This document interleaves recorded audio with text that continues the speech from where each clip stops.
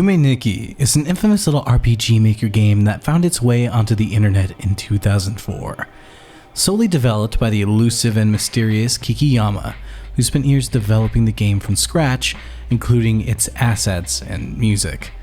To say that Yume Nikki is a hidden gem at this point is laughable, though it still gets that title thrown at it by parasitic YouTubers looking for clicks. The game has gone on to become one of the most influential indie games of all time, serving as the inspiration for games such as Undertale, Omori, and Dreaming Sarah. Though if I were to give it a name, I would call it a cult classic, because while millions know about it, only a fraction have actually played it. But that's probably because of how niche it is. The game just really isn't for everybody, because Yume Nikki isn't a game you play for its fun and engaging gameplay, but for its atmosphere. But that's the big reason I'm talking about it. I want to pique your interest, and I want you to play Yume Nikki. Now, before we get into the interesting bits, we have to talk about the more boring aspects, and that's its gameplay. Yes, I know how backwards that sounds, but the gameplay really just serves as a surrogate to what the rest has to offer. So let's talk about it. To say the gameplay of Yume Nikki is basic is an understatement. The game was a walking simulator well before that genre even existed. The gameplay of Yume Nikki primarily revolves around walking around strange worlds, collecting things, as well as seeing events, NPCs, and interesting set pieces. If I were to compare it to anything, it would be LSD Dream Emulator, a Japanese exclusive gem for the PlayStation 1, which also revolves around walking around interesting worlds inside of dreams and seeing set pieces and NPCs. And I think it's safe to say it was probably a big inspiration on Yume Nikki itself. But don't let that passive and basic gameplay deter you from playing the game or thinking it's just a breeze to play through, because Yume Nikki requires you to find 24 effects to complete the game. They can be found randomly in the environments or through interacting with an NPC or set piece. The effects then appear in the door room of the dream world in the form of eggs, and they can each be selected during the game through a menu. The effects will almost always change Modatsuki's appearance, and will have some sort of effect on the gameplay as well. For example, the knife can be used to kill NPCs, as well as they will automatically run from you if you have it selected. The bike will allow Modatsuki to travel on a bike, making movement much faster, and for anyone that's played this game, they know just how helpful that actually is. And lastly, I'll talk about the lamp, which will turn Modatsuki's head into a street lamp, and it lights up the environment around you. These become extremely important if you want to explore certain areas of the game, such as the previously mentioned lamp effect being a necessity to explore the game's dark world. And that becomes the gameplay loop for the rest of the game. Exploring to see new things, coming to something that if you don't have the right effect to see, then searching for that effect in order to further explore the game is your objective. It's simple but extremely effective in its approach. You'll see things that just make you want to delve deeper into what the game has to offer. The game will immerse you into its atmosphere and music, and you'll just keep wanting to explore until you realize it's been 3 hours and you need to get back to real life and stop being such a friendless virgin. Virgin alert! The other large aspect of the gameplay is its non-linearity. You get to go just about anywhere you want and find effects in any order that you want, given that it's an effect not hidden where you need to use another effect that you haven't found yet. The other huge pull this game has is that many of the events in the game that allow you to see set pieces or explore the worlds are given to you by chance. The biggest example of this is the fan favorite and most infamous and well-known event, Uboa.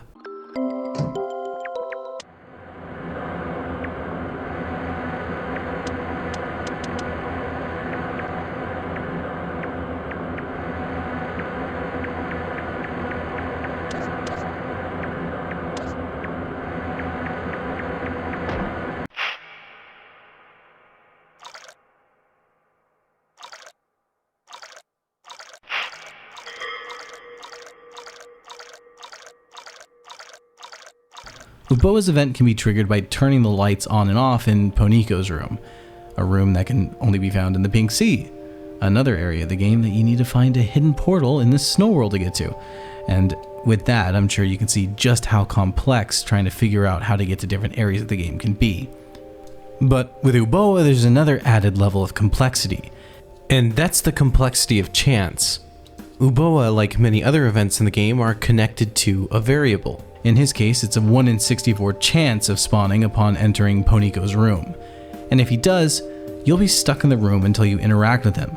Once you do, you're then again teleported to Uboa's trap, an enclosed area that requires Moritsuki to pinch herself awake, leaving the dream world if she wants to escape.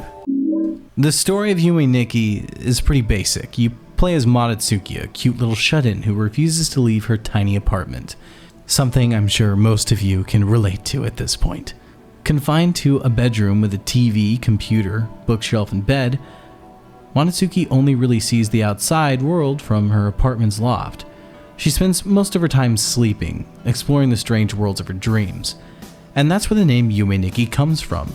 It's Japanese for dream diary. But that also brings up the case of Moritsuki's name.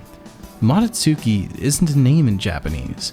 It actually roughly translates to windowed or aperture. Using this word as her name has led many to speculate that it's a metaphor for the player using her as a window into the dream world, which is another key aspect of Yume Nikki. Theories. Most of the game revolves around theories that fans create. Outside of that, the game has no real story or plot. It's just a collectathon through Moritsuki's dreams trying to obtain the 24 effects, and to see all the curious and strange things that reside in the odd worlds the game lets you explore. The actual story is really just what you piece together. It's what you make out of what you see in the strange characters that you meet, the worlds you walk around, and the events you see take place. The game just presents the player with various worlds and events to witness and lets them interpret them however they want, which is why internet conspiracy theorists like me absolutely adore this game. It's just a field of theories and connective tissue that you can turn into just about whatever you want. Well, that is except for one story beat, and that's the ending of the game, which I won't spoil here. I'm sure someone in the comments will, because that always happens. But needless to say, it's not what you expect. Or maybe it's exactly what you expect if you play the game. But before you go off thinking it's all just a pretentious mess that means nothing, there is one major theme that acts as the connective tissue that glues the entire game together. And that is the theme of isolation. And this leads us to the game's strongest aspect, which made me fall in love with it, and that's its atmosphere. Yume Nikki is often called a horror game, though I would never classify it as that. Also, the first time I played the game, I absolutely hated it. I thought it was a boring walking simulator, overhyped by the Let's Play community back when it was all about acting like a little girl and pretending to be scared at shit that's not scary in the slightest. But that's the thing, if you're coming to Yume Nikki for an instantly fun and gratifying game, or to shit your pants with a scary experience, then you're playing the wrong game. The real hook to Yume Nikki is its atmosphere. It's a slow burn of a game that you have to let sit with you and immerse you, weaving you into its web of isolation. And as I previously mentioned in how Yume Nikki plays, you spend most of your time walking around empty and barren worlds, only occasionally seeing strange and interesting events, or running into NPCs who oftentimes just ignore you and don't even acknowledge your presence. Now, I'm sure this comes as a complete surprise, but I've had a few periods of isolation in my life. One of them being when I was a socially awkward teenager who moved across the country in the middle of high school. Being the awkward edgelord that I was, I found it hard to connect with others, as well as due to some issues with the differences in state requirements, I had to enroll in online school. Yeah, I was that kid. I spent an overwhelming amount of my time isolated and either staying held up in my room like a shut-in, or I explored the areas around my house. And Yume Nikki is a game that captures that exact feeling perfectly. Something that anyone else who's experienced something similar could also tell you. The game will also lighten and darken the mood on a dime, with the worlds and events it chooses to show you taking what feels like a dark fog of loneliness and shifting it into something else entirely. At times lightening the mood by setting you in a world or showing you a set piece that's brighter and more full of wonder. Other times, you'll be thrown into a darker, more disturbing area of the game, with NPCs that will interact with you, but not by wanting to talk to you, but by pursuing you, only to send you to an isolated and inescapable area of the map, where much like Uboa, The only way to get out is to pinch yourself awake and leave the dream world. These NPCs are known as the Torinesian, humanoid creatures with bird-like faces and lanky bodies. When these creepy little fucks are around, they definitely add a certain level of tension to the game. Not like you're horrified by an intimidating monster, I mean, they're just pixels, but they add a certain amount of anxiety and tension, knowing that if they catch you, that's the end of your journey, it's time to wake up. Something that can be both frustrating and disappointing when you feel like you're having a really good adventure and you're making progress to wherever you're trying to go. And that in and of itself is the magic that the game holds.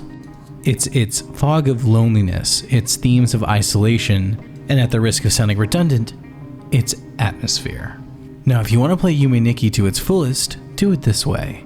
Play it alone in your room with the lights off and headphones on. Just let yourself get sucked into the atmosphere of the game and what it has to offer, and I guarantee you'll find yourself immersed sooner than later, only to be trapped into the game's fog of loneliness, venturing deeper and deeper into your dreams, both excited and nervous about what you just might see next.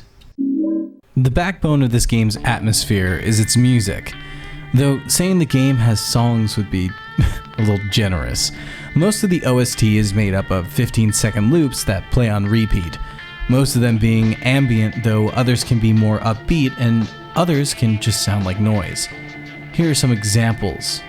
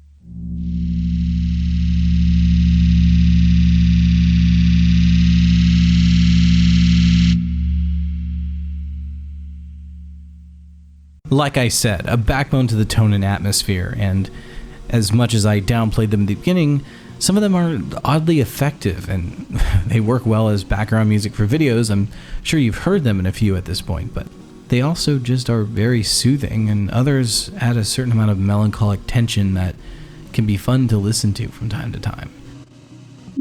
Yume Nikki has left a huge mark on the indie gaming sphere.